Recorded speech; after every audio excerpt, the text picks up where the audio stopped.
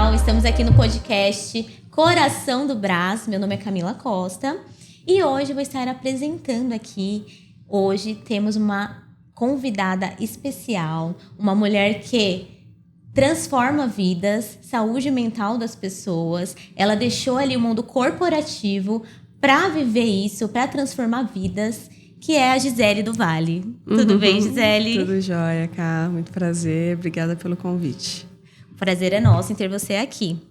Gisele, como foi trilhar esse caminho da psicologia? Porque eu sei que você já trabalhou com banco, sua primeira formação foi publicidade e propaganda, é isso? Isso, exatamente. Como foi esse trâmite para sair aí do mundo corporativo e ir para psicologia? Conta pra gente. Na verdade, foi muito tranquilo. É algo que eu já tinha projetado na minha cabeça, na minha carreira, né? De fazer essa transição em algum momento da minha vida.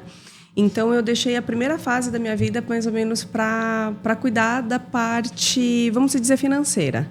Para eu fazer um berço, né? Uma estrutura ali, deixar um colchãozinho para eu poder migrar para a psicologia. Então, foi bem planejado. Não foi nada assim que eu não planejei, foi muito planejado. Então, eu trabalhei em grandes corporações, né, como Itaú, Santander, MS Genéricos, que é um laboratório. Então, eu fiz quando eu fui fazer essa migração para a psicologia, foi muito consciente.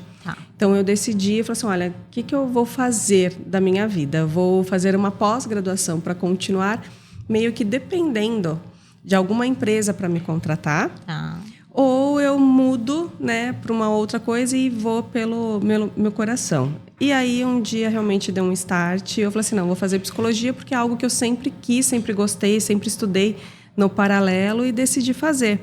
E aí, como eu pensei, 5 anos vão passar de qualquer jeito. Então, que passe comigo estudando.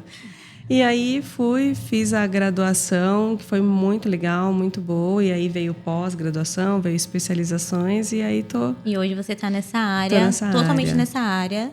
Sim, migrei. Eu tô bem feliz, porque a psicologia ela é um campo que abre muitas portas.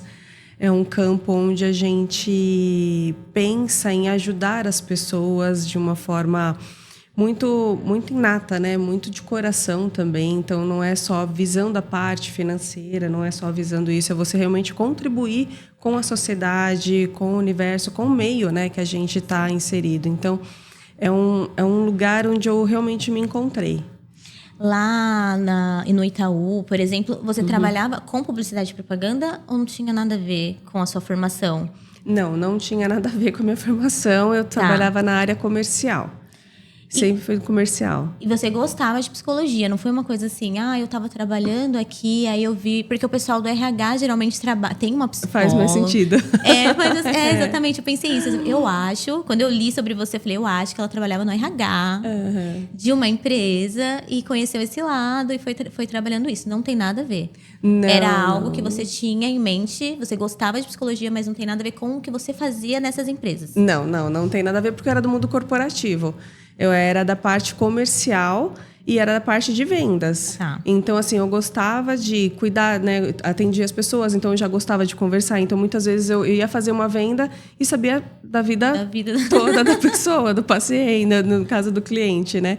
E aí foi algo realmente inato. Então, muitos dos clientes que vinham conversar comigo, tanto no banco ou até mesmo no laboratório, a gente acabava se tornando amigos, porque eu acabava ouvindo muito o que o cliente tinha para dizer, né? Você já tinha essa facilidade, já tinha essa escuta de entender as pessoas. E como foi essa transição? Olha, dá medo, obviamente, né? Você fica com medo, porque você tem um mundo presumido, né? Quando você trabalha num ambiente corporativo. O que é um mundo presumido? Você já sabe que dia 5... dia 20, ou tem lá algo que você vai receber, mesmo que você trabalhe ou não trabalhe, você vai ter essa projeção financeira, né? Uma segurança. Quando você migra para trabalhar por conta, né? Você pensa, e agora, como serão os meus recebíveis, né? Então, você precisa ter uma estratégia por trás muito bem elaborada para que você não se frustre caso alguma coisa não aconteça, caso pacientes não entrem, caso pacientes que você tenha desistam, caso que as coisas não aconteçam naquele período de tempo que você teve uma ideia que pudesse acontecer, né? Então, o planejamento por trás dessa decisão foi decisório para que eu não tivesse uma frustração. Sim.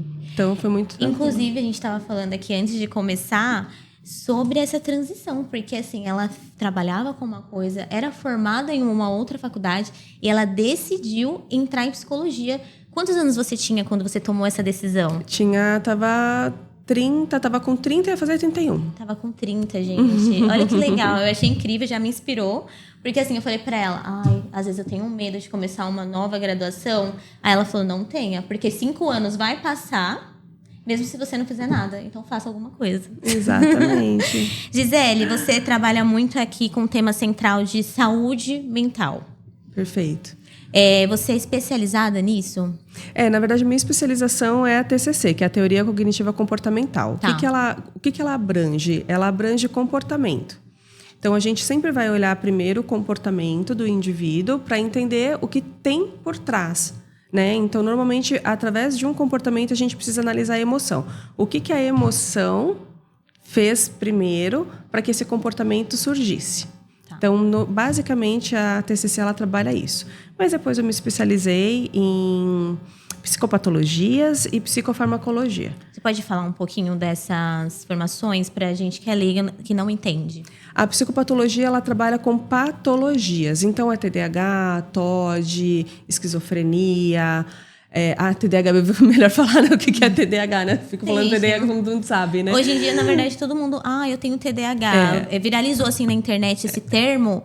Eu acho que ficou um pouco banalizado, porque às vezes falam que todo mundo tem TDAH. Não é bem assim. Acho que você tem que ter uma profissional que te fale exatamente aí o tem um caso muito engraçado que chegou na clínica um paciente e ele falava assim, não, porque eu tenho TDAH, e ele estava falando que tinha TDAH e eu apliquei todos os testes com ele para saber se realmente era TDAH. Pois bem, testes aplicados, ele não era TDAH, ele era um paciente depressivo. Nossa. E ele não aceitou o diagnóstico. Nossa, mas TDAH, assim, com depressivo, eu também não ia conseguir entender. Porque são situações...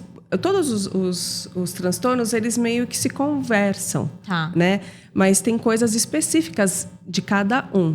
Então, ele era um paciente que ele tinha muita questão de... Ele teve a perda... da alegria, das coisas pequenas que se fazia no dia a dia, que a gente é conhecido como anedonia. Quando você tem a perda da alegria, a perda de vontade de fazer atividades que normalmente a gente faz, né, no dia a dia, como, por exemplo, sair para trabalhar, sair com os amigos, tomar um banho, escovar os dentes, coisas básicas. Você tem essa perda dessa vontade. Então, ele fazia só no automático, não tinha felicidade nisso. Não tinha felicidade. Então, ele tinha um filho, que antigamente ele falava assim, eu saía muito com meu filho, a gente passeava, a gente ia em parques, a gente ia em shows, e eu não quero mais fazer isso. E aí ele começou, por ele ter tido um hiperfoco no trabalho, ele falou assim, olha, eu só quero trabalhar, mas na verdade era uma fuga que ele tinha, né, de todos os outros afazeres, ele não ter contato, então ele usava isso como uma desculpa, não, eu estou trabalhando. Ele bloqueava tudo ali para focar no trabalho e usava isso como desculpa. E ele não aceitou, e como que funciona quando você está com o paciente, ele não aceita o seu diagnóstico? Na verdade ele veio com foi uma análise que eu vi do psiquiatra, né, o psiquiatra falou assim, olha, procura uma psicóloga, para a psicóloga aplicar os testes, para a gente realmente verificar qual que é, né? Porque veio também uma dúvida do psiquiatra. E aí eu fiz a devolução para o paciente. E aí o paciente tem que voltar com o psiquiatra e para o psiquiatra realmente laudar aquilo que realmente, qual que é a patologia, né? Sim. Ele não aceitou, ficou um tempo aí, uns 3 meses em recusa, mas aí ele voltou, conversou com o psiquiatra, foi medicado e agora ele está em tratamento. Ai, que bom. Ele já tá... Já aceitou e já... Não, isso é ótimo, né? Porque eu acho que o primeiro passo é você aceitar o que você tá Aceitação. passando. Eu acho que né? porque o que você falou foi muito, muito legal. Hoje, o termo TDAH, né, diagnosticado pelo Dr. Google, tá muito... É verdade. Tá muito comum. As pessoas querem como se fosse um troféu, como se fosse legal, como se fosse... E não é. Né? As pessoas que realmente são diagnosticadas com TDAH têm sofrimentos, né? Passam por sofrimentos porque esquecem muitas vezes as coisas, porque eles sempre estão pensando em muitas coisas ao mesmo tempo, não conseguem focar, não conseguem ter acabativa e finalização nas coisas que precisam fazer. Então, tem muita gente que trabalha em parte comercial, que precisa analisar vendas, que precisa analisar cotas, que precisa analisar quanto que bateu, que não bateu. E não consegue por conta do TDAH. Então, não é uma coisa legal ter um transtorno. É bom falar isso. Não, gente, que a internet, né, tem um problema também. A internet é muito bom, mas é muito ruim ao mesmo tempo. Eu tenho um amigo, se ele assistir, ele vai ver que eu tô falando dele, que ele falou, eu tenho TDAH. Falei, mas você já foi numa psicóloga para saber se você tem TDAH? Ele, não, mas eu tenho certeza que eu tenho. Absoluta certeza, eu não consigo focar em nada, minha mente é sempre assim. Falei, mas vai no psicólogo. Não precisa ir no psicólogo. Eu tenho TDAH, ele falou. E muitas pessoas que são diagnosticadas, né, que sabem que tem um diagnóstico, seja ele com transtorno afetivo bipolar, seja ele com TDAH, depressão, eles precisam de um acompanhamento tanto medicamentoso quanto um acompanhamento com um psicólogo, porque eles precisam falar situações do dia a dia que estão dificultando ele ter uma vida com sentido, ele ter uma vida funcional. Sim. Então, precisa ter esses dois acompanhamentos, né? Tanto a parte medicamentosa quanto a parte da psicologia e terapia precisa ter. Doutora, só para eu entender, o TDAH ele desenvolve com o tempo ou você nasce com isso? É um transtorno? É um transtorno. Normalmente você nasce com um transtorno, ele pode desencadear em algum momento da sua vida. Tá. Então, existem alguns gatilhos. Isso, eu não gosto muito desses psicologuês, não gosto, mas existem gatilhos específicos que acabam sendo marcos importantes para alguma coisa acontecer. Então, você vê o TDAH em muitas crianças, né? Tem muitas crianças que têm muito mais o marco da hiperatividade. São aquelas crianças que são hiperativas, que fazem milhões de coisas ao mesmo tempo. Então, alguma coisa foi gatilhada para que isso acontecesse. E o que normalmente acontece no período que a criança tem essa muita hiperatividade? Quando vai para a escola. Que é onde se percebe, sim, que a criança... Porque tem vários estímulos, tem professora, tem sala de aula, tem outras crianças, então gatilha. Então, normalmente, transtornos, a criança já nasce com o transtorno, e aí, com o tempo, ele vai demonstrando as suas características. Entendi. No mundo de hoje, nós somos muito acelerados, né? Então, a gente está sempre correndo, fazendo alguma coisa e outra... Como você acha que as pessoas lidam com a saúde mental hoje, nessa correria, com o celular o tempo inteiro aqui, trabalhando, não para um minuto? Eu, às vezes, percebo que eu tô dentro do Uber 1 hora no trânsito e eu tô aqui no celular fazendo alguma coisa. Quando eu vejo, já passou 1 hora e eu tava no celular. Como você acha que as pessoas estão lidando com isso? O que você vê como profissional da área? A gente está no mundo produtivo. A gente precisa mostrar produtividade, né? Quando parece que a gente até se culpa. Quando não está produzindo alguma coisa, fazendo alguma coisa, a gente até fala assim, nossa, mas eu não estou fazendo nada, estou assistindo um filme, né? A gente até se culpa, ou então eu estou dormindo mais cedo, é como se a gente tivesse que estar o tempo inteiro produzindo alguma coisa. E quando isso não acontece, a gente se sente culpado. Então, a saúde mental, ela cada vez mais está sendo, né, falada, está sendo ouvida, porque é realmente o que manda no nosso corpo, o que manda na nossa rotina, o que manda no nosso dia é a saúde mental. Se você não está com um dia bacana, pode perceber que não é só porque você está com uma dor no estômago ou você está com uma dor de cabeça. Alguma coisa antes contribuiu, colaborou para que isso tenha acontecido. Seja uma discussão com o marido, seja na questão do serviço, seja na questão de um trânsito que você pegou. Alguma coisa contribuiu para que o seu corpo não estivesse legal. E tudo aconteceu primeiro na mente. Então, quando você não tem uma mente fortalecida, onde você não tem ferramentas que você possa diluir esse estresse diário, onde você não tem um momento de fala com o psicólogo, que você pode contar essas coisas e realmente esvaziar o seu copo, você vai acumulando certas situações.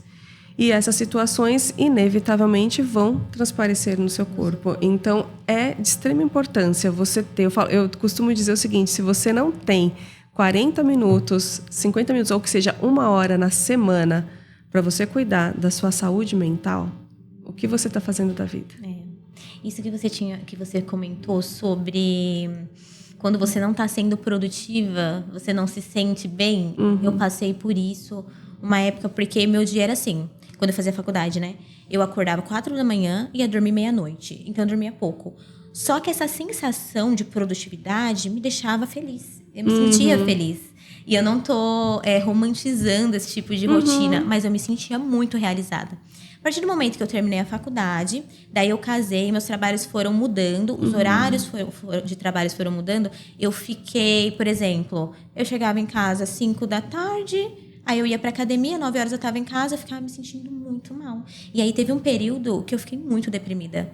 Não tava me sentindo produtivo o suficiente. Aí meu marido falava assim, mas Camila, você tá trabalhando, você tá indo pra academia, você tá organizando a sua vida, você só não tá mais na correria de antes. Mas por que você tá assim? Eu ficava deprimida porque eu não me sentia produtiva.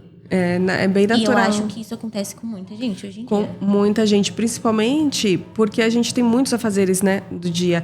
É trabalho, é faculdade, é filhos, é casa, é muita coisa para fazer. E quando a gente para de fazer algum desse tipo de atividade, a gente se sente inútil.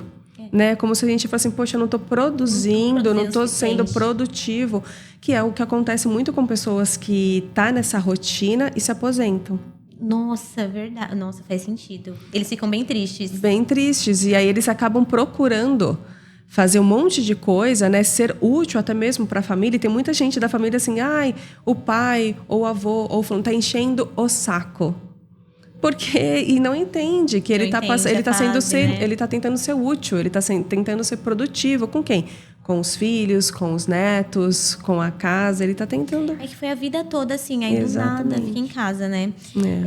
Hoje, quais são os sinais que as pessoas mais ignoram, assim, que você olhando, observando, mais ignoram na vida delas em relação à saúde mental, que você vê que que acontece algum problema ali? Olha, existe uma coisa que eu falo muito da depressão, da produção produtiva, né? Da produção que a gente está em depressão, né? Eu falei produção, né? Eu falei errado. É depressão produtiva, que a gente tá produzindo, a gente está fazendo, mas na verdade a gente está em depressão. E isso acontece muito. Acho que esse é o grande maior, porque a gente não vê aquela realmente depressão velada, que a pessoa está vindo trabalhar, que a pessoa sai de casa, que a pessoa faz tudo o que normalmente faz. Mas ela tem uma tristeza profunda. Ela tem um sentimento que a gente fala como um vazio, chama embotamento emocional.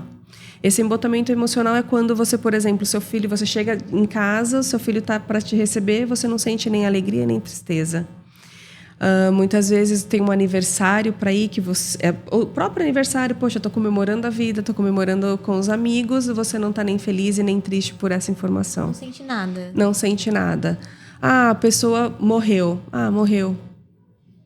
Então, assim, ela está fazendo tudo e não tem absolutamente nada. Isso é um dos sentimentos que é muito velado, é muito não compreendido. Eu falo assim, mas eu preciso estar triste, chorando, né, mal, ou eu preciso estar super rindo. Não, você não precisa estar nesses dois polos, né? Mas você precisa ser condizente com aquilo que está acontecendo, né? A gente não é o tempo inteiro 100% feliz, né? Mas a gente tem momentos de felicidades.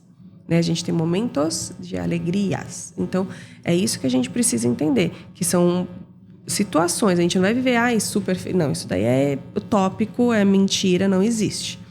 Mas viver nesse sentimento neutro, que as coisas estão acontecendo e o mundo está passando, a vida está passando, e você está nesse sentimento, nesse resfrio...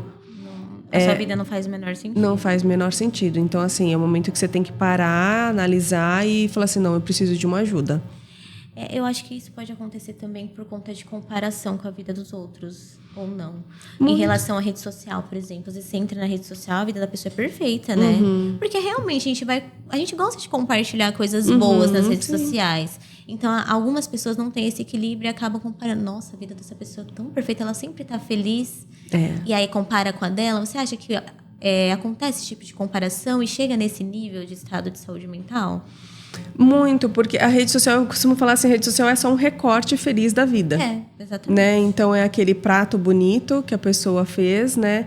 Esses dias eu vi uma amiga minha, ela postou uma panela linda de macarrão e colocou um pano, né, bem cara italiano, com um vinho, e falou assim, olha, a comida, e tirou uma foto, falou assim, gente, ela só fez um macarrão e um só, né, mas ela montou incrementou, todo né? o cenário para simplesmente mostrar que fez uma janta incrível. Sim.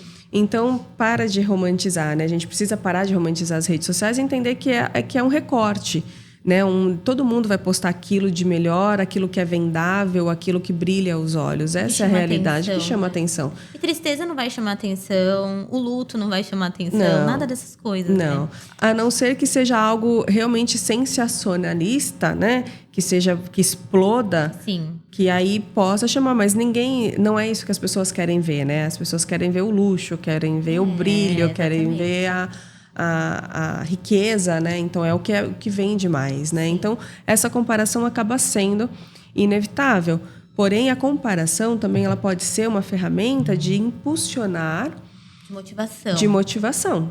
Então, isso tudo vai de saúde mental equilibrada. Como a pessoa está se Como sentindo. a pessoa está, exatamente. Então, se você segue uma determinada pessoa que é fitness, que está postando a rotina dela de alimentação, está postando a rotina dela de treinos, e você gosta, então muitas vezes você não vai só se comparar, mas você vai se motivar com aquele conteúdo para fazer aquilo que você quer também, atingir os seus objetivos através daquele conteúdo. Então, se a sua saúde mental está equilibrada, você consegue até absorver esses conteúdos de forma inteligente. E você acha hoje que o celular ele impactou muito nas pessoas começar a procrastinar muito ou na ansiedade? Totalmente. Diretamente? Diretamente. Porque o celular ele é o imediatista, né? Você está com o telefone na mão, é como se você tivesse a obrigatoriedade de responder aquela mensagem. E-mail não se usa quase, né? Mas aquele e-mail, e a pessoa do outro lado, ela também fala assim, bom, eu mandei mensagem, logo a pessoa vai responder. E fica com o telefone na mão, esperando, olha, não respondeu ainda, mas espera aí que a pessoa vai responder. Não, e fica com o telefone ainda até a pessoa responder. E muitas vezes isso acaba gerando na outra pessoa que está esperando uma ansiedade tremenda. E a pessoa que está desse lado está ocupada, está fazendo outras coisas, está vivendo a vida e por alguns segundos não está com o telefone na mão. Então, vira uma obrigatoriedade da pessoa que mandou a mensagem de responder rápido, da pessoa que recebeu. Então, assim, criou-se uma bolha de ansiedade por conta do WhatsApp, que é absurdo. Então, o celular ele trouxe, sim, muitas coisas bacanas, que foi essa agilidade. A gente não precisa mais, muitas vezes, se deslocar para lugares para resolver situação, mas a gente virou extremamente ansiosos e refém de uma ferramenta que deveria ser para colaborar. Melhoria, né? A procrastinação também leva pelo mesmo lado, porque a gente às vezes fica lá, igual eu te falei, 1 hora no celular, quando vai ver você não fez o que tinha que fazer porque estava no celular. Aí a procrastinação também é um papo muito legal, que aí eu acho que daria um outro podcast. É muita coisa para ser abordada dentro dessa... A procrastinação, ela é um fenômeno, na verdade, que acontece, que tem muitos fatores, né, que faz com que a gente procrastine. Não é preguiça, não é falta de rotina, não é nada de... Não. Eu achava que a minha procrastinação por algumas coisas era falta de rotina. Não. Tem gente que fala assim, é falta de você ter disciplina, é falta de você ter... Não, é uma falha no nosso sistema regulatório que faz com que a gente procrastine. Por quê? Quando a gente faz algum tipo de atividade, o que a gente quer? Uma volta rápida, desejo. A gente tem um desejo e ele precisa ser atendido rápido. Então, por exemplo, se eu postei uma foto. A foto lá, o que vai acontecer? Vai ser respondido rapidinho. Então, você tem uma recompensa rápida. E quando você deixa de fazer alguma coisa, quando você procrastina alguma coisa, é que talvez você não tenha uma recompensa, um prazer imediato. Ou porque a tarefa é muito complexa de fazer, ou porque é chato. Mas postar e ficar na rede social é legal, né? Ninguém procrastina isso. Pois é, verdade. Mas fazer alguma coisa que demanda tempo, que demanda uma certa que você pense. Organização, um planejamento, então é mais chato. Então a recompensa não é tão legal. Então, a gente acaba procrastinando esse tipo de trabalho. Então, gente, procrastinação é um tema muito complexo, pelo que eu entendi. Tem muitas questões que aí tem que ser entendido mais pra frente. Em relação a relacionamento, você aborda esse tema. Relacionamento abusivo, tóxico, o que você tem pra falar pra gente relacionado a isso? É um tema complexo, gente. Também muito bem falado em rede social hoje em dia. Muitas pessoas falam assim, eu tive um relacionamento tóxico, a pessoa foi tóxica, mas peraí, o que é tóxico para você? Então, acho que tudo que é prejudicial, né, tudo que leva ao prejuízo pode se tornar tóxico. Tá. Né? Mas, a pessoa foi rude comigo, eu tô tendo um relacionamento. Não, calma, a gente precisa sempre... Não é bem assim. Não é bem assim. Então, precisa ser analisado o que é tóxico para você, até que ponto você permitiu que essa toxicidade de relacionamento entrasse. Então, precisa ser analisado isso.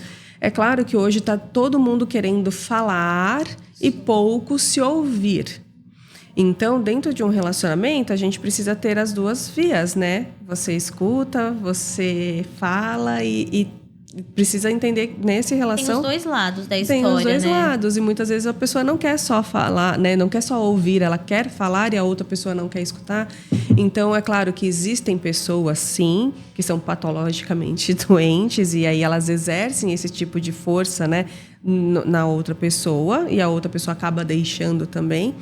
Mas precisa ser analisado o que é isso, né? O que é essa fala, né? Porque tudo hoje se torna tóxico. Então... É complicado, né? Porque você vê em vídeos, às vezes, as meninas muito extremistas falando porque meu marido não deixou eu sair com um micro short que mostra meu corpo inteiro. Nossa, que tóxico. Isso é uma coisa tão... Eu não acho tóxico. É um problema, não sei se é legal falar isso, mas eu não acho tóxico. Você conversar com seu parceiro sobre coisas que ele não gosta em você e você, coisas que você não gosta dele. Eu acho que tudo que é conversado entre os dois, combinado não sai caro, minha opinião. Sim. Isso que você falou da roupa é um exemplo bem interessante, porque não é só falar assim, ele está impedindo de eu utilizar uma roupa... Né? Vamos analisar qual é o ambiente. O contexto precisa ser analisado, porque muitas vezes a pessoa está indo para aquilo, que ambiente que você está indo. Perfeito. E aí o namorado, muitas vezes, ele vai precisar se impor se alguém mexer com essa menina, e aí olha o evento que acontece. Então, tudo precisa ser analisado, o evento, o contexto, para que se entenda o que está sendo tóxico ou não. Ou não. Então, muitas vezes, é uma segurança, é um cuidado que está tendo e a pessoa está interpretando de uma outra forma. Exatamente. Eu acho que hoje tudo virou muito... Nossa, tudo é tóxico e às vezes é só um cuidado. Tudo tem que ser analisado hoje em dia. Dependência emocional. Muito se fala, pouco se entende. O que é dependência emocional? Olha, a dependência emocional também é bem complexo, porque traz muito sofrimento para a pessoa que é dependente. Muitas vezes tem pessoas, eu costumo dizer que existem pessoas que são patológicas, né? Narcisistas, que elas procuram pessoas para que eles exerçam esse narcisismo, né? Essa manipulação, e normalmente quem eles encontram são pessoas que têm essa deficiência emocional e acabam se tornando dependentes desse relacionamento. E essa dependência depende de muita coisa que aconteceu em infância? Tem algo relacionado a isso, doutora? Totalmente. Eu falo que a primeira infância é o berço das nossas emoções. A gente precisa entender que alguns comportamentos na vida adulta, alguns não, acho que praticamente todos, chegam na vida adulta por conta desse berço emocional que a gente teve. Então, crianças normalmente negligenciadas pela figura de pai e mãe ou cuidadores, né? Tem essa dificuldade. Então, acabam crescendo adultos onde se agarram a qualquer migalha de sentimento, de atenção que dá. E aí se torna um problema, porque quando a pessoa que tem o direito de não querer mais, também, né? Isso eu não estou falando nem de um narcisista, estou falando de uma pessoa comum, eu não quero mais esse relacionamento. Muitas vezes não conseguem se livrar por conta dessa dependência. É muito triste. Assim, como que eu vou entender se eu tô num relacionamento tóxico, abusivo? Porque também é difícil, né? Pra pessoa que tá dentro, é complicado ela entender. A gente vê muito isso. A gente fala assim, nossa, mas ele tá sendo totalmente abusivo com ela, mas ela não sai dali, gente. É só terminar. Como que a pessoa consegue identificar quando ela tá passando por isso? Olha, precisa acontecer um evento muito grande. Quando a pessoa está dentro de um relacionamento e ela gosta de estar, ela se sujeita a estar e passar por situações, precisa de um evento muito grande para que ela se toque, né? Para que ela entenda que não, isso que está acontecendo não é legal, normal. não é normal.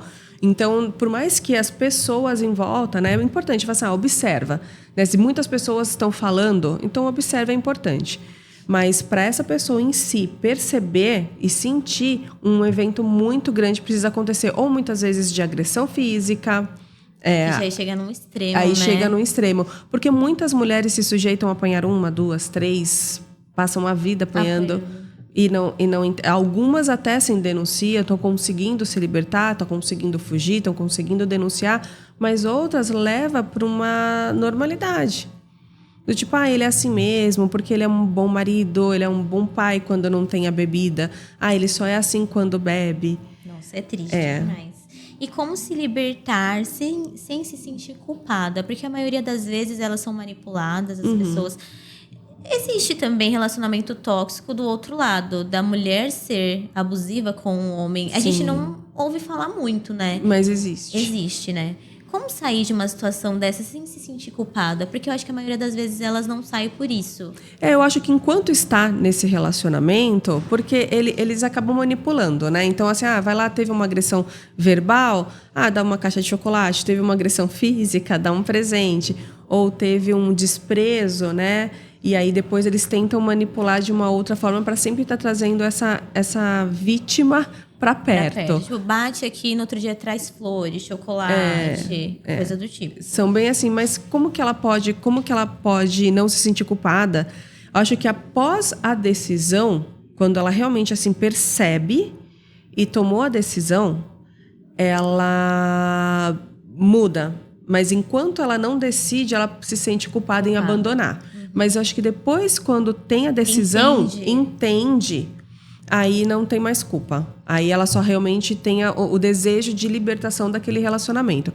Mas enquanto não tem essa virada de chave, ainda fica nesse sentimento de culpa. Nós de medo falamos também. Muita coisa assim que vem... Na verdade, a doutora falou que a maioria dos nossos traumas são relacionados à infância. Então, tem aquelas pessoas que têm feridas profundas de relacionamento com pai e mãe. Isso é uma coisa muito difícil de se falar, porque pai e mãe é aqui, né? E aí, pra gente entender que eles estão sendo narcisistas com a gente também é difícil. É um tema complicado. É complicado, é delicado, é doído. Nem todo mundo consegue trabalhar isso de forma muito consciente. Eu tive uma paciente, na verdade, uma paciente que está comigo há cerca de 4 a 5 anos já. E ela tinha uma dor muito grande com figura de pai e mãe, porque eles se separaram quando eram crianças, quando eles eram os irmãos, enfim, eles eram crianças, e gerou uma dor muito grande por conta dessa separação, até mesmo porque a mãe não soube lidar e imputou nessas crianças que o pai não prestava.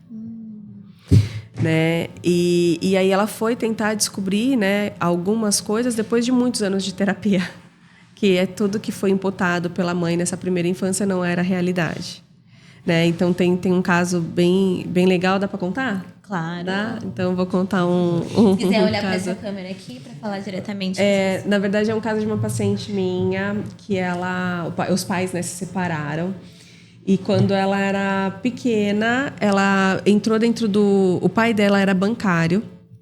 Ele trabalhava, né, no banco. E a mãe dela, quando teve a separação, acabou caindo, né, o custo de vida dela. E aí ela começou a pegar ônibus para ir para a escola. E eles moravam no Rio de Janeiro na Oportunidade. E ela estava na parte de trás do ônibus e o pai dela na parte da frente quando ele entrou. E ele não atravessava a catraca. E a mãe dela falava assim, olha, tá vendo? Seu pai tá com vergonha de você. Tá vendo? Porque o seu pai não gosta de você. E o pai não atravessava, pegava a mala dele e tudo e descia pela frente. E aconteceu isso algumas vezes. E ela passou a vida inteira e nunca contou pro pai isso. E aí, depois de muito tempo de terapia, ela decidiu conversar com o pai sobre. E aí o pai falou assim, nossa, mas isso nunca existiu. Eu não atravessava a catraca naquela época porque eu estava de terno, com a bolsa do banco, e eu não queria amassar o meu terno. E eu tinha um combinado com o motorista de não descer. Então, nunca existiu isso. Eu nunca observei que vocês estavam na parte de trás, né? Isso não é uma realidade, nunca realmente aconteceu.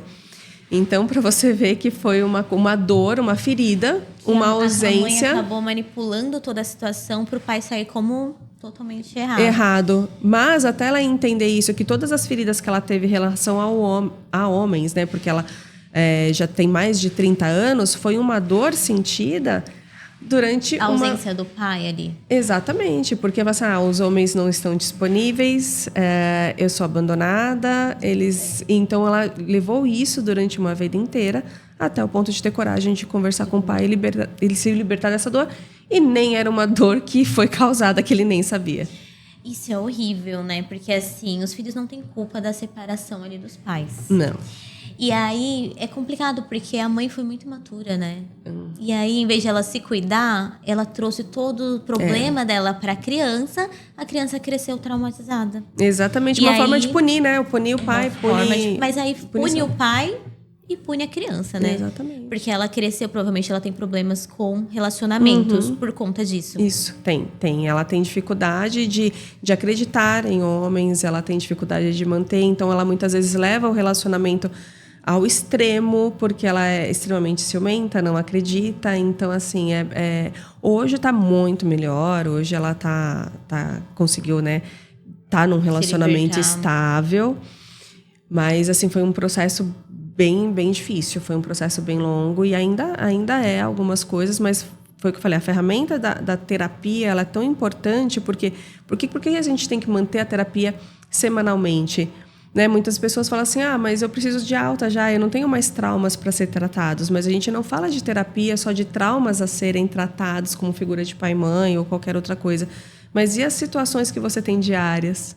Né? E aqueles conflitos diários que você tem, de, por exemplo, eu não aguento meu serviço, eu quero mudar de área, eu estou com problemas com meu marido, eu tenho questões com os meus filhos, e aquelas situações imediatices diárias, você vai conversar com quem? Com uma amiga que tem, às vezes, mais problemas do que você. Mais traumas que você. Então, assim, a terapia, eu falo assim, é pra vida inteira. E também, conforme vai passando a terapia, também vai descobrindo várias coisas sobre você também, eu acredito. Também. Seja assim, eu nunca fiz, inclusive quero fazer. Mas eu acho que hoje muita gente precisa, porque a gente sempre tem que estar trabalhando algo na gente, né? Mas eu acho que terapia é isso. Cada sessão você acha que descobre alguma coisa. Eu falo que tem paciente Kinder Ovo, que é cada sessão uma surpresa. Ótimo. E deve ser assim com todo mundo. Cada sessão uma surpresa. O que você tem para falar sobre pais narcisistas, mãe narcisista? Também é um tema que é muito complicado, né? Como a gente identifica que a mãe está sendo narcisista? Porque também é aquilo que a gente falou do relacionamento tóxico. Quando você entra na rede social, daí você vê muitos adolescentes, se você olhar os comentários, nossa, minha mãe é narcisista, o meu pai é... Mas será que é mesmo? Ou será que o pai está sendo só cuidadoso, querendo educar? Tem esse ponto também. Aí são vários olhares, né? Tem um olhar do adolescente, que também é uma outro abre parênteses aqui. Adolescência. Adolescência é um abre parênteses grande, que quem é mãe, pai, vai entender o que eu tô falando, porque a adolescência é a pior fase realmente do seu filho, mas assim, acredite, é um recorte que vai passar, tá? Então tenha fé, não desista, que é uma fase difícil, mas passa. É realmente muito complicado, porque é o olhar do adolescente para os pais e o olhar dos pais para o adolescente. Mas existem, sim, pais narcisistas que colocam o filho contra o irmão contra o filho, tudo que ele apresenta. Por exemplo, a criança chega feliz com um desenho da escola e a criança mostra, né, pro pai e para a mãe, esperando que a mãe coloque na geladeira. A mãe fala assim, tudo bem, o que é isso? E aí, toda aquela expectativa de acolhimento, de alegria, vai por água abaixo. como também tem aquela criança que conseguiu tirar 8 numa matéria que normalmente ele tirava 6, 5, mostra para a mãe e ele fala, olha, poderia ter tirado 10. Então, esse comportamento narcisista, ele é bem pontual, né? Na figura de pai e mãe é bem pontual. Inclusive, eu fiz um texto, um artigo que saiu numa revista falando exatamente sobre mães narcisistas, e eu trago nesse artigo a mãe do Henri Borel, que foi aquele menininho que foi assassinado no Rio de Janeiro. Depois legal, a gente vai passar a rede social da doutora para vocês acompanharem, aí já leiam esse artigo. É que é muito complicado falar de pai e mãe. Eu sempre falo com meu marido assim, às vezes nem sempre o que o pai e a mãe falam é o correto ali. Nem sempre a gente pode falar isso, mas é tão difícil falar isso, assim, porque cada um tem um repertório de vida, né? Você tem um repertório de vida e os seus pais tiveram outro que envolve contexto, envolve elementos sociais naquela época, né? Que hoje são diferentes. Então, muitas vezes ele vai falar alguma coisa para você. Antigamente a gente falava assim, filho, leva o guarda-chuva porque vai chover. Hoje, se eu falo isso, né, para um filho que é adolescente, ele vai simplesmente pegar aqui e falar assim, não vai chover. Né? Então, mudou muita coisa. Mudou muita coisa. Então, é todo contexto, né? Existem contextos sociais para isso, né? Que muda de geração para geração. Agora a gente já entrou nessa parte de pai, mãe, filhos. Maternidade. Maternidade é um assunto bem legal também. Quais são os desafios da maternidade? Uau! Muitos. Eu sou mãe de 2, tenho 2 meninos, um de 6 anos, outro de 2 anos e meio. Que inclusive esse final de semana ele conseguiu a proeza de engolir uma bateria e ficamos 3 dias. 3 dias internados. Meu Deus do céu. 3 dias criança internados. É imprevisível, tá, gente? Ficamos 3 dias em São Luís para ele conseguir soltar. Quer ver? Tem até a fotinha da barriga dele aqui que tá maravilhoso. Posso mostrar? Pode. Gente, vamos lá. Que é assim, né? Maternidade realmente é um desafio, gente. É um desafio. Deixa eu ver se eu tenho aqui. Aqui, ó. A barriguinha do bonito aqui. Aqui. Deixa eu ver se dá pra aparecer. Dá pra ver, ó? Oh, meu Deus. Uma bateriazinha mesmo, Léo. Dá pra ver? Mostra aqui, ó, pra essa câmera. Meu Deus. E assim, como que você descobriu? Porque ele falou. Ele é uma criança bem comunicativa. E ele falou que ele engoliu. Ainda bem que ele falou, senão você não ia descobrir. E aí, seus desafios. E é engraçado, né? Que a gente sempre comenta lá em casa que minha mãe tem 3 filhos, eu e 2 irmãos. Eu sou a mais velha, tenho do meio, mais novo. Todo mundo foi criado igual. E cada um é diferente do outro. Mas isso é sua percepção, a psicóloga falando. Gente, sério? É a percepção de falar, né? E até mesmo não é só a percepção, é muitas vezes uma reprodução da fala dos pais. É porque vocês comeram a mesma coisa, vocês tiveram a mesma educação. Mas não tiveram? Não tiveram. Jura? Não. Gente, agora eu tô chocada. Pais, vocês que falam isso, não falem mais. A minha mãe sempre fala isso pra mim. Mas é uma forma de proteção, né? O primeiro filho, ele sempre vem numa situação de desejo, de espera, de, né? É o primeiro filho. O segundo filho, ele veio lutando, né? Por atenção, né? O segundo filho, porque toda a atenção foi dada por aquele primeiro filho, né? Tanto de tempo, de tudo, foi dado por aquele primeiro filho. Então, o segundo vem meio que brigando por esse espaço. O terceiro, então... Desculpa, Gabriel e Bruno, meus irmãos, eu sou a primeira. Mas você sabe, tem uma brincadeira muito interessante que a gente fala assim, que quando o primeiro filho, a gente vai na praia, leva o primeiro filho pra... É uma descoberta. Pra brincar na praia, tudo aí ele vem com a boca cheia de areia e a gente fala assim, meu Deus, esse menino comeu areia, leva pro médico e o médico vermifuga e faz isso, e fica de observação se o menino vomita, se o menino vai no banheiro, o que acontece? O segundo filho já olha e fala assim, ele levou na praia, comeu terra, comeu areia, então tá bom, vou lá, né, em casa, vou dar um vermífugo, tá tudo bem. O terceiro filho fala assim, você comeu terra, filho, deve ser fome. Pega uma batata frita... Gente, isso é engraçado. Pega agora uma batata pensando frita aqui, que você se vira. Né? Nós somos 3 lá. E eu também acho isso, que o do meio, a gente fala que minha mãe ama mais ele. Porque ela dá mais atenção pra ele. Mas eu acho que ele, assim, em questão de... Minha mãe sempre tá em cima dele, tudo. Eu sempre fui desenrolada com as coisas, nunca precisei muito da atenção dela. Então eu ia fazer as coisas.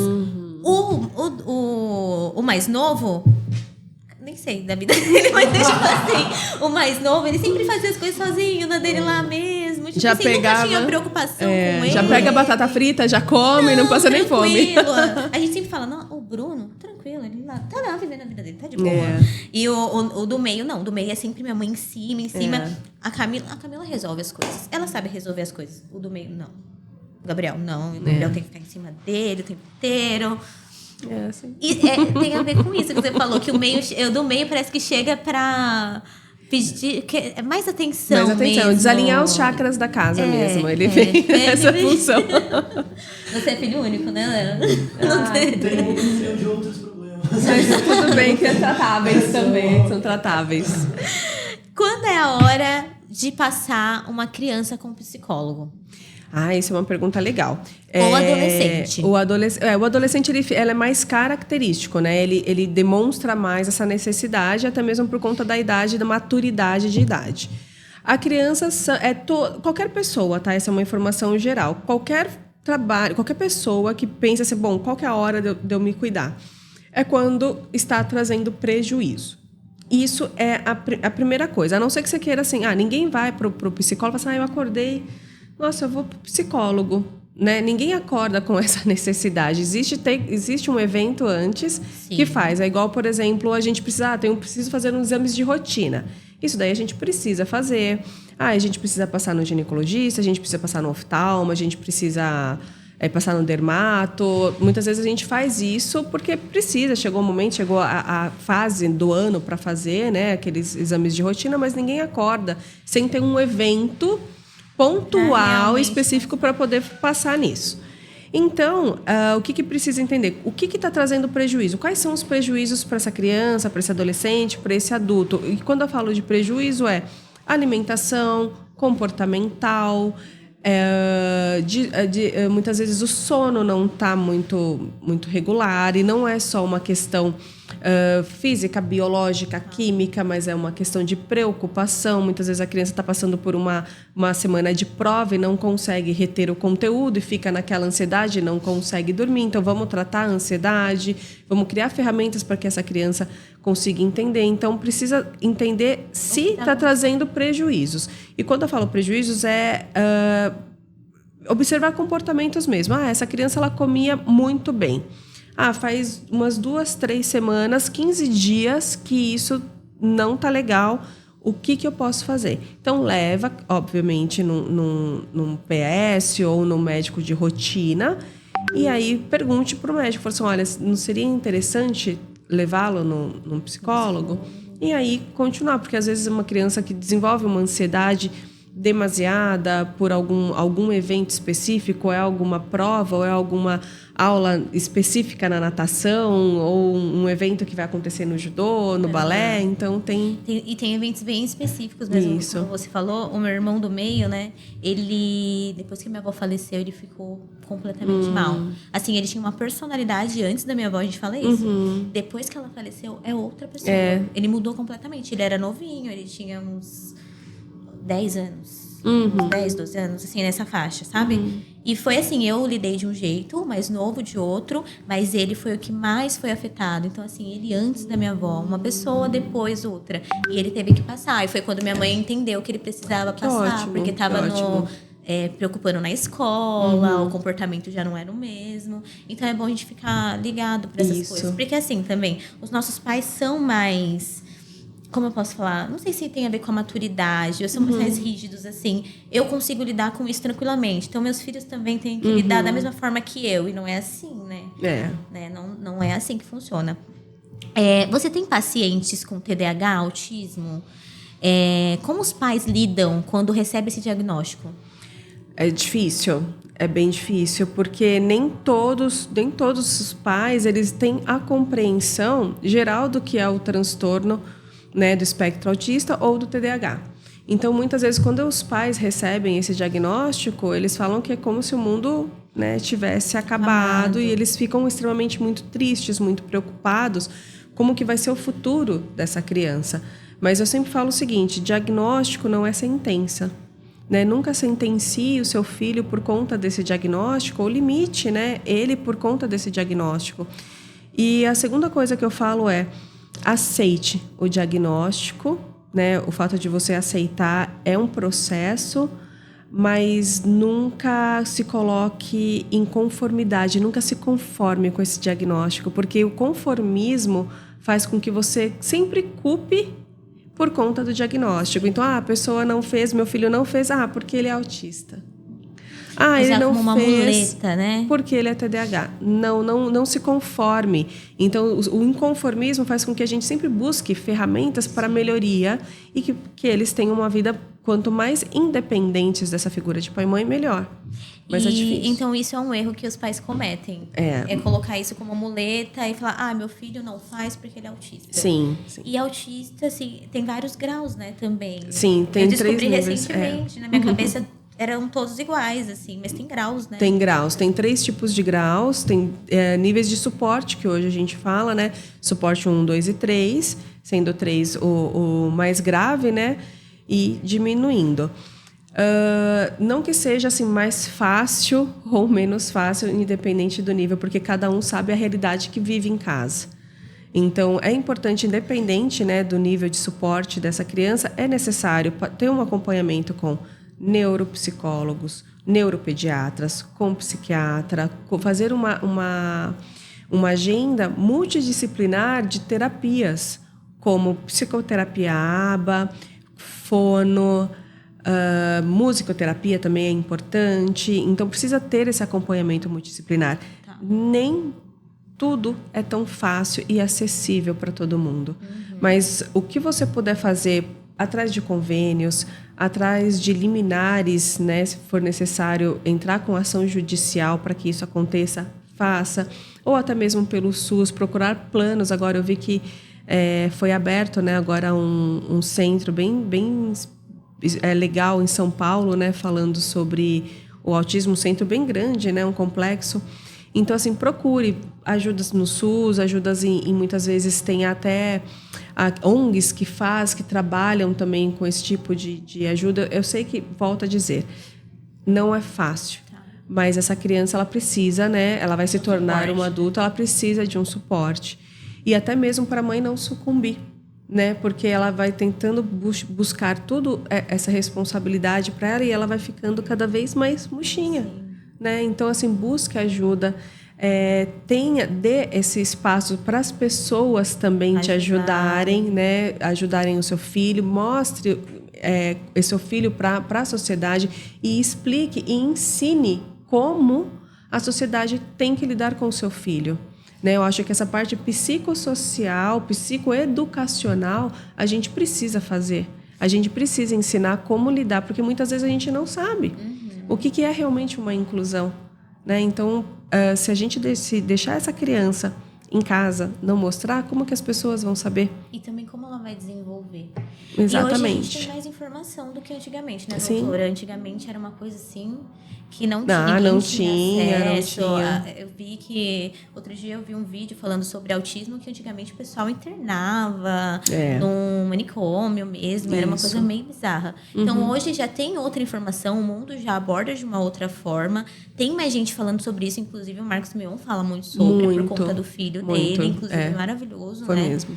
Então, a gente tem que ter mais informações sobre. Os pais, eles precisam passar com o psicólogo, ter terapia por conta do filho, porque é uma pressão muito grande para eles lidarem, né? Precisam, é extremamente fundamental por vários aspectos. Um, pela compreensão do diagnóstico, outra por questões próprias de aceitação do diagnóstico. Então, é você compreender e você aceitar. Então, eles precisam, sim, entender e muitas vezes eles ficam naquela seara de, por que comigo? Por que comigo? Porque ninguém, né, eu tive pais que falaram assim, já ouvi, né, falas de pais assim, mas eu idealizei um filho e veio o outro.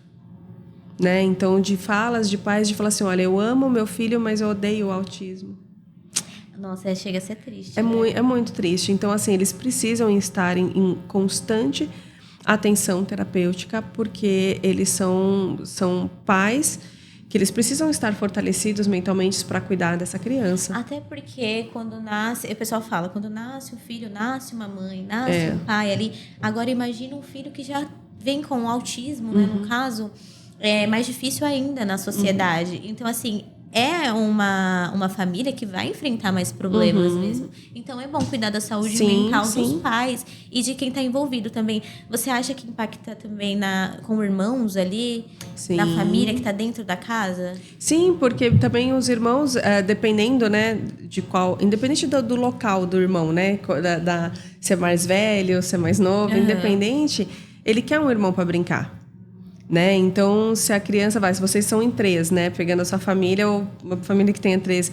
Mas tem o do meio que veio diagnosticado, então, poxa, mas eu queria brincar, mas tem ainda os 2 para brincar. E uma família que só tem 2.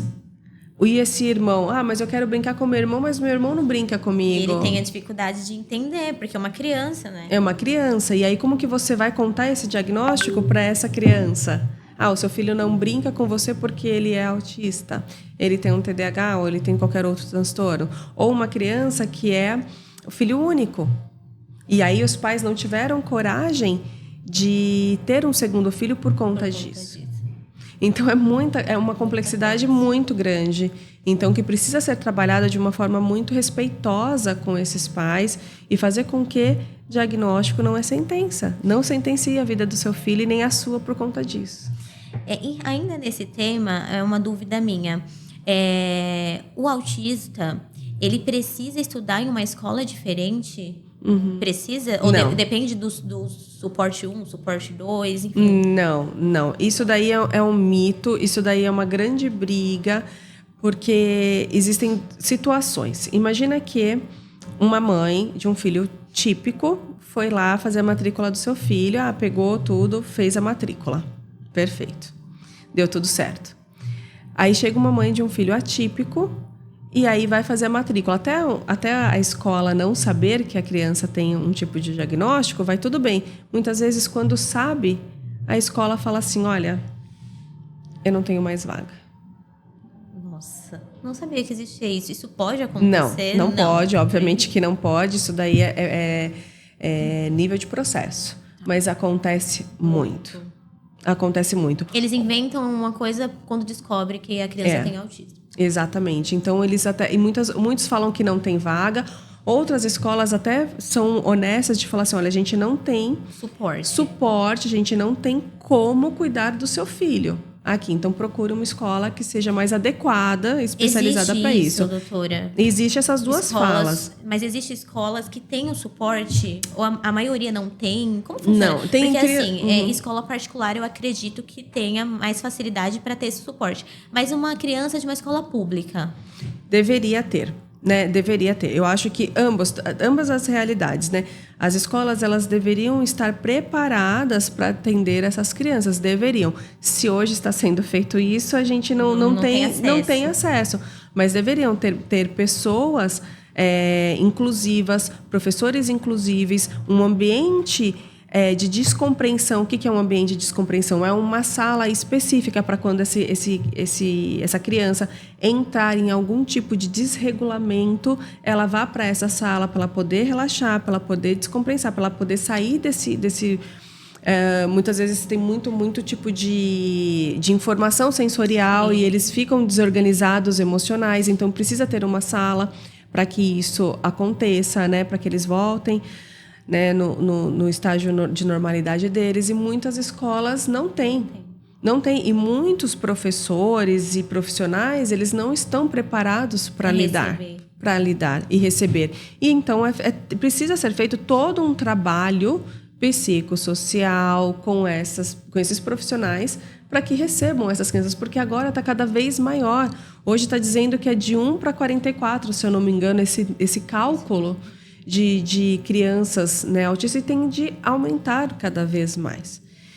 Quais os motivos? a ciência está trabalhando para isso, para descobrir, mas o importante é que já é uma realidade nossa. Já precisa ter... Tem o problema, precisa ter a solução agora, Precisa ter programas para isso, né, de entendimento e acolhimento, né, nas escolas públicas e particulares. Isso é para ontem. Doutora, você fala sobre psicopatologias e cotidiano. Uhum. Você aborda o tema de depressão, burnout, procrastinação. As pessoas enfrentam isso em silêncio ou elas conseguem entender o que ela está passando ali? Precisa realmente de diagnóstico, acredito. Mas como que funciona, assim? Como chega um paciente com esse diagnóstico para você? O burnout, ele é impossível de ser silencioso. Eu não sei o que é. Vamos lá, o burnout, ele é um esgotamento físico e mental causado pelo seu ambiente de trabalho. Por exemplo, quando a pessoa tem um ataque de pânico, não tem a ver? Não, é falado como um ataque de pânico, né? Demonstra-se, sintomaticamente falando, é como se fosse um ataque de pânico, mas tudo isso foi causado por conta do trabalho. Do excesso? Não só do excesso de trabalho, mas por conta de como que é aquele ambiente de trabalho. Às vezes é um chefe extremamente grosso, estúpido, que trata as pessoas de forma totalmente violenta no verbal ou até mesmo físico, né? Então, ou sente abusos até mesmo sexuais, de cunhos sexuais. Então, aquele ambiente já começa a ser um ambiente muito hostil para essa pessoa. E aí a pessoa começa assim, acorda para ir trabalhar, já acorda totalmente descompensada, já acaba acordando de uma forma totalmente... E vai se desregulando, né? No meio do caminho. Se desregula emocionalmente. Aí, quando chega no serviço, aí realmente acontece, ou no caso, como você falou, como se fosse um ataque de pânico. Essa era a minha pergunta. Para diagnosticar isso, precisa acontecer um ápice e a pessoa... Ela desliga? Pode ser. Tem essa, pode ser acontecer o desmaio, pode acontecer algum tipo de explosão, de gritos, de xingamento, de bate-boca, pode acontecer também. Pode acontecer uma agressão física, pode ser uma agressão, né, de derrubar as coisas, empurrar, quebrar. Então, vai demonstrar de alguma forma e é onde as pessoas é afastada. Ou então a pessoa simplesmente entra numa depressão e aí você fala da questão a serviço. Já é um gatilho. Já é o gatilho para que a pessoa não consiga. Tem pessoas que são afastadas e até ficam muito tempo afastadas e não conseguem mais voltar para o ambiente corporativo por conta disso. No banco acontece muito. Nossa. E como que funciona? Porque a pessoa ela chega nesse limite dela... Ela precisa ser tratada com remédios controlados? Precisa. Primeira coisa. Começou a perceber, vai no psiquiatra, né? Desmistique aquela coisa que psiquiatra é coisa de louco, psicólogo é coisa de louco. Isso daí ficou para trás. Não existe. Da mesma forma que algumas pessoas tomam medicamento por conta da diabetes e precisam tomar porque o corpo não, né, trabalha a insulina de uma forma correta.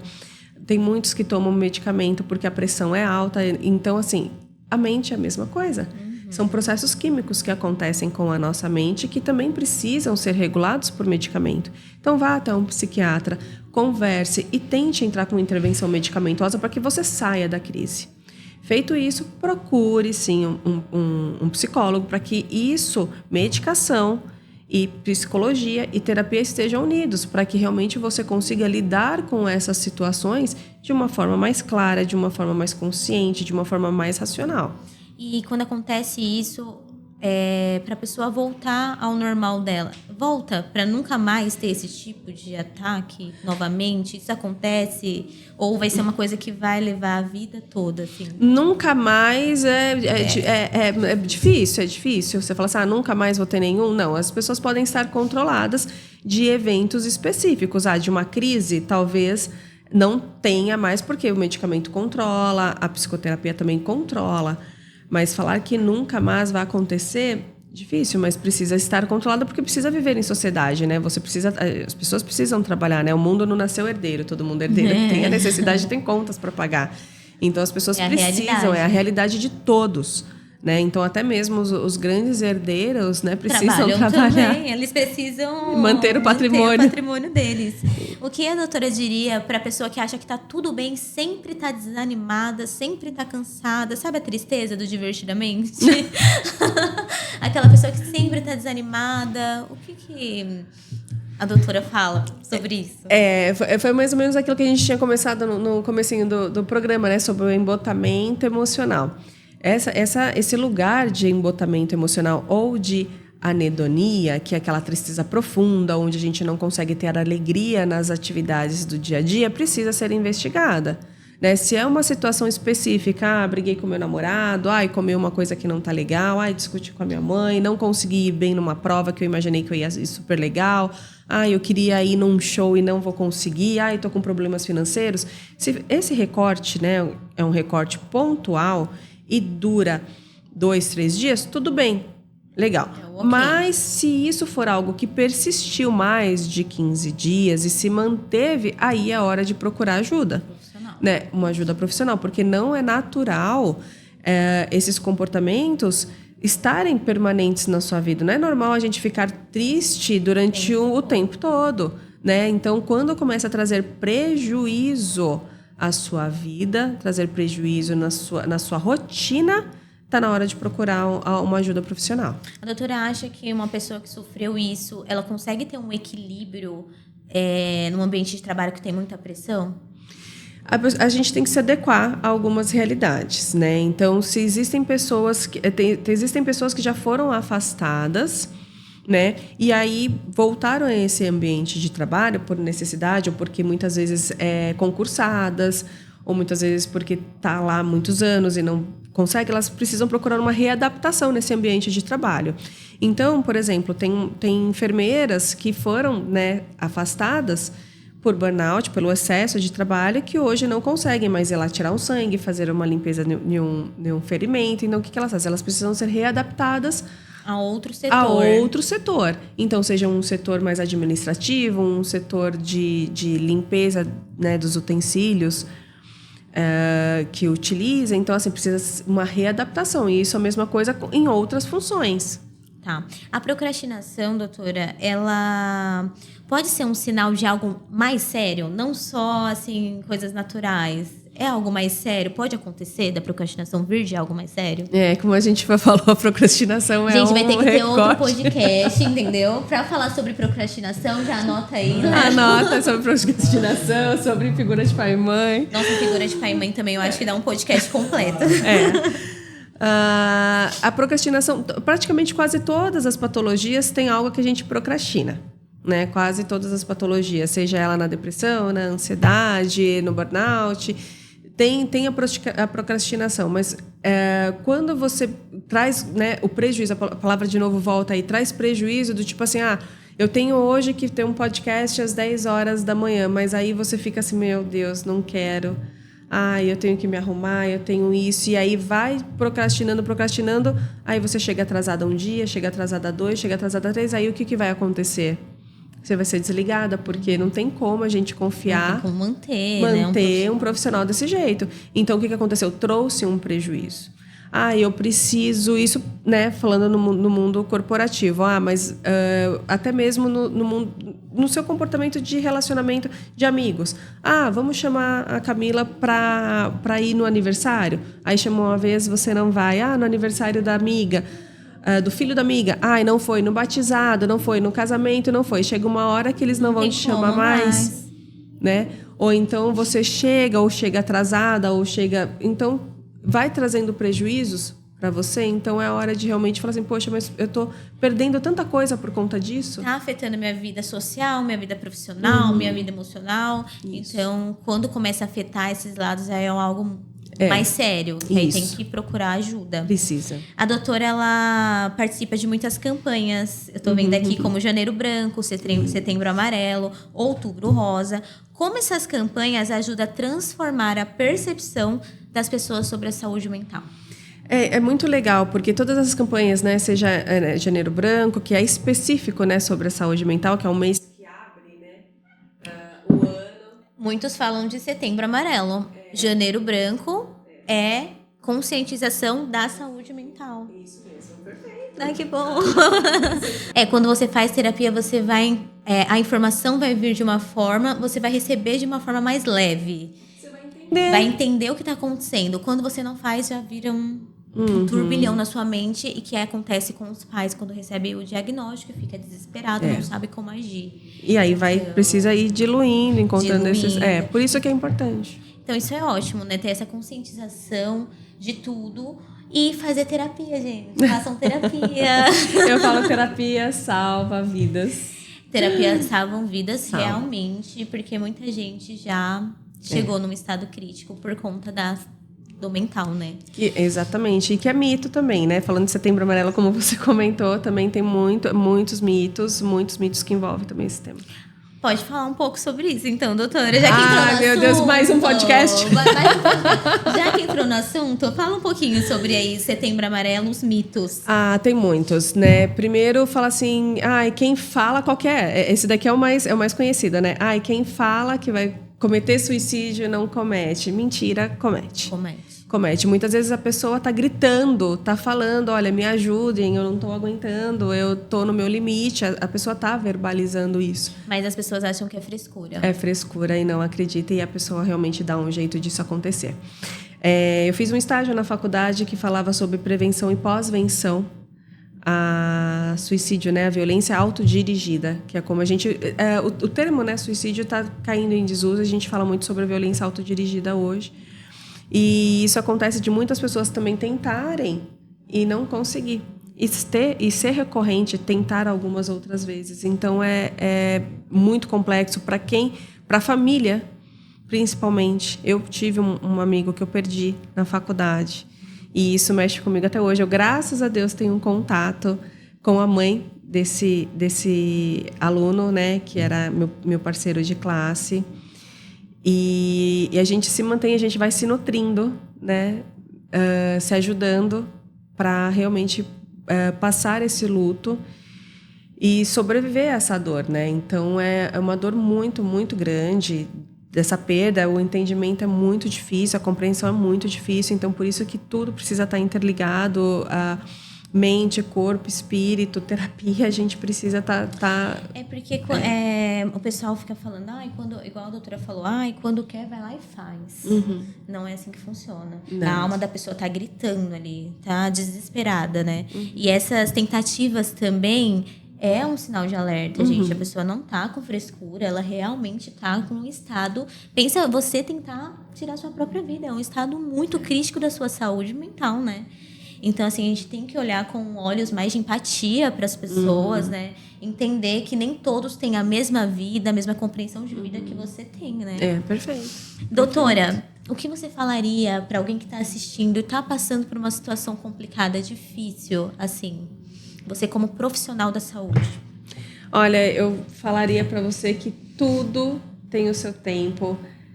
Tudo tem o seu momento. Se você está passando por essa dor não é permanente. Essa dor, ela vai passar. Você só precisa realmente cuidar disso e encontrar um caminho para você sair dessa. Então, entenda que se você está passando por algum tipo de dor, ela vai passar. E eu costumo falar também para as pessoas, seja sempre gentis, né? Com todo mundo que você encontrar, porque cada pessoa está enfrentando uma dificuldade, lutando uma batalha que a gente não compreende. Né, que muitas vezes a gente não sabe. Então, vamos ser sempre gentil uns com os outros, sempre empático, porque a gente não sabe, né, qual que é a dor que a outra pessoa está passando. Então, acho que a empatia e aí a delicadeza, né, de compreender, de fala, eu acho que cabe e é em bom tom sempre. Gente, amei a nossa conversa, doutora. Também. Foi um prazer ter você aqui com a gente. E assim, muitos aprendizados. Vocês viram que eu já sei falar várias coisas. Já posso passar pra frente aí as informações. Gostei muito do nosso papo. Espero que você volte para falar sobre procrastinação. Para ajudar a gente nisso. Doutora Gisele, fala o seu Instagram pro pessoal te seguir, acompanhar. A doutora também escreveu um artigo, né? Eu tenho lá alguns tem artigos. acesso, o pessoal tem acesso lá no seu Instagram? Tem sim. Eu tenho uma página no Instagram que é @psicogi_dovale. Como meu nome é Gisele Dovale, acho que também dá pra achar, mas é @psicogi_. Bugou. Vamos com... Isso. Isso. Psicogi_Dovale, é isso aí. É isso, gente, nosso papo de hoje com a doutora Gisele. Muito obrigada por vir até eu que aqui. agradeço. O nosso podcast fica aqui no Shopping VHT e vocês podem acompanhar nas nossas redes sociais. Obrigada, até a próxima.